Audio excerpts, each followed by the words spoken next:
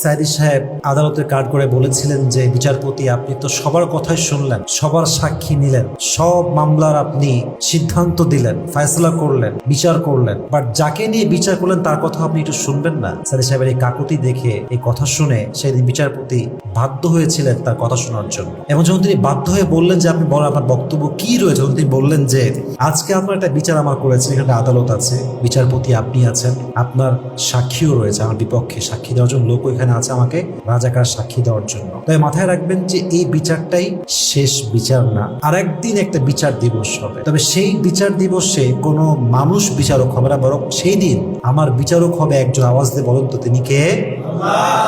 এবং সাক্ষীর জন্য ওয়াকাফা বিল্লাহি শাহিদা, আল্লাহ তাআলাই আমার সাক্ষীর জন্য যথেষ্ট হবে। সুবহানাল্লাহ পড়ুন সবাই। এর চাইতে হৃদয় বিতারক বক্তব্য আর কি হতে পারে? এর চাইতে হৃদয় স্পর্শী বক্তব্য আর কি হতে পারে?